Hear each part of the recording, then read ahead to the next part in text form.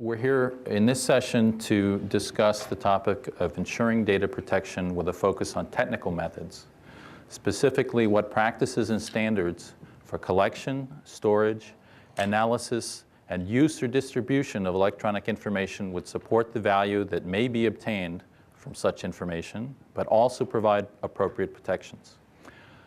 I'll be moderating the panel. My name is Michael Merritt. I'm an executive director of research at AT&T Labs.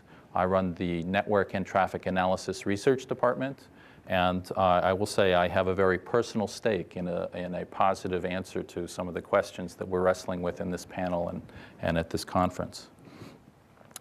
Although the focus of this panel is on technical methods that provide boundaries, constraints, and tools in this area, the makeup of the panel reflects the need to bridge policy and technology domains to find effective answers and solutions in this space.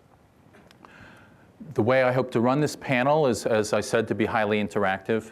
I've asked each of our panelists to prepare brief opening remarks to get the conversation started. Then we'll have a discussion between and among the panelists, and then open it up to questions and discussion from the floor. The first panelist is Dean Gallant. He is Assistant Dean for Research Policy and Administration in the Faculty of Arts and Sciences at Harvard. He works primarily on issues of research policy and practice, including human and animal subjects, research integrity, and professional conduct.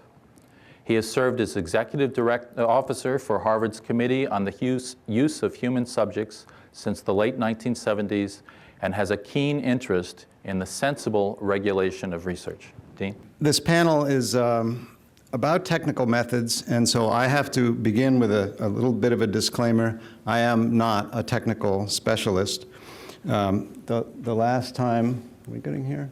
The last time I tried to sync an iPod, I totally wiped out all the music on it, much to the dismay of the skeptical 11-year-old who owned it and who had been assured by her parents that this old guy knew what he was doing.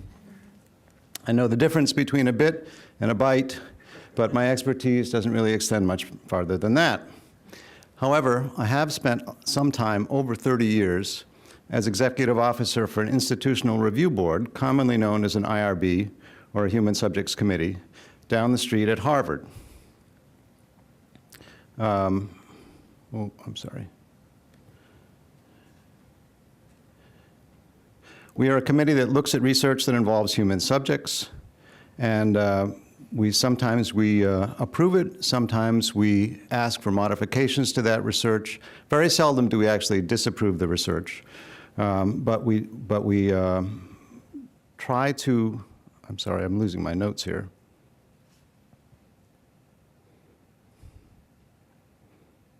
You can tell how technical I am.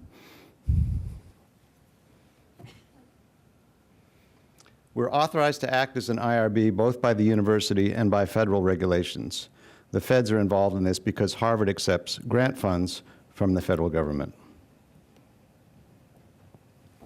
As you've heard, and we'll hear more of at this conference, researchers are now using tools and techniques that weren't even contemplated, much less in regular use, when the federal regulations regarding the use of human subjects in research were first issued in 1974. Back then, when you said you were going to take notes on your palm, you took out a ballpoint pen and you wrote something on your hand. Cell phones were things that prisoners used to communicate with visitors on the other side of a glass partition, and the World Wide Web was the thing that happened in the closing scene of When Spiders Ruled the Earth.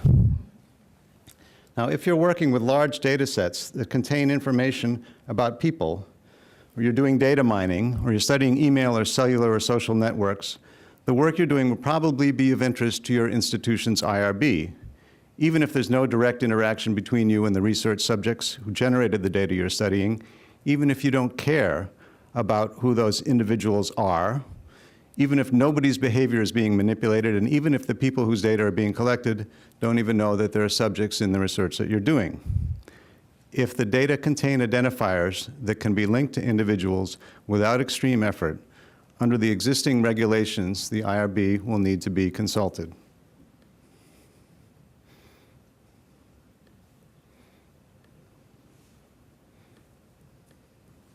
So I have a few soft technical points that I want to make this morning for those of you who are doing academic research, and I also have one shameless plea.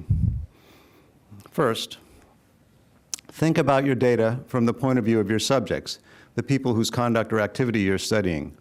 Think about how you would feel if you, the subject, knew that some researchers here at MIT or Chicago or Carnegie Mellon or, God forbid, at Harvard knew what they knew about you, had access to your fragile truth, as Trevor Hughes discussed earlier.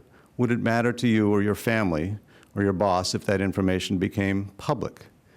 If it might matter, let your IRB know that you understand that the data are sensitive and how you're going to protect the identities of your subjects, the privacy of their information, and the confidentiality of your data.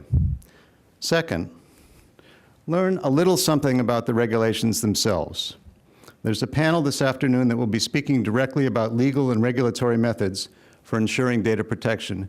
Don't miss it. It's right after lunch. Be sure you have an extra cup of coffee. The federal regs regarding the use of human subjects are known as the Common Rule. They're codified at 45 CFR 46. If you Google Human Subjects Common Rule, you'll find the regulations. You'll discover that they don't specifically address electronic data on the scale that we're talking about today, but I believe the principles behind the regulations are surprisingly robust. Third, whenever you can, without damaging the science, get rid of identifiers in your data. The individual identity of your subjects will almost always not be important to you, but conversely, a person's own identity will often be important to him or her. Respect your subject's privacy, if we can figure out what that is. If you must keep ID information for the purpose of correlating thousands or millions of data points, assign code numbers as soon as you can and break the link to the actual ID. Fourth, remember that regulatory change is crisis-driven. The human subjects regulations that we have now are in large part the result of publicity that surrounded a government-run study of the untreated progress of syphilis in black males, what's commonly known, but incorrectly known, as the Tuskegee syphilis study. The doctors and scientists at NIH who were conducting that study didn't think of themselves as evil or misguided. They were following the natural progress of a disease in people who were so poor that they probably wouldn't be able to get treatment anyhow. But when the existence of the study became known, the public reaction was very negative. The message here is, you don't want to be the poster child for the next big regulatory change involving personal electronic information. And fifth, talk to your IRB. Good IRBs want to see good science get done, and I can say from personal experience that we are delighted to see journal articles or news stories about work that our IRB has reviewed and approved. But IRBs are creatures of the institution, and for better or worse, that means that they'll be conservative about things they don't understand. So if you're breaking new ground or dealing with issues that your IRB doesn't have a lot of experience with, go and talk with them. Meet with the staff and the chairman. Ask to come to an IRB meeting if they allow that. And here's my shameless plea. If you're really motivated, ask if you can join the IRB yourself. Help bring some expertise to the table. You'll learn a lot, I assure you, and if you help your fellow IRB members understand the kind of research that you're doing, we'll all stand to benefit. Thanks.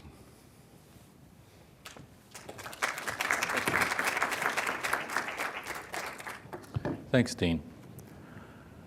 The next panelist is Victoria Stodden, who is a postdoctoral associate in law and Kauffman Fellow in Law at the Information Society Project at Yale Law School. Dr. Stodden's work focuses on open innovation and scientific research and developing practical methods to facilitate sharing of scientific knowledge. So thank you, Michael. As you mentioned, my research has been focusing on data sharing and code sharing from a scientist's perspective.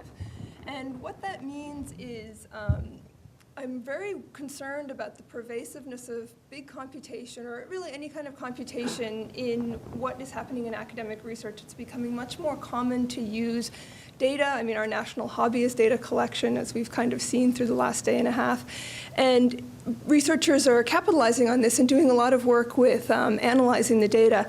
And what we haven't done as academic scientists is really facilitated a way to communicate the code and the data that we've based our published results upon.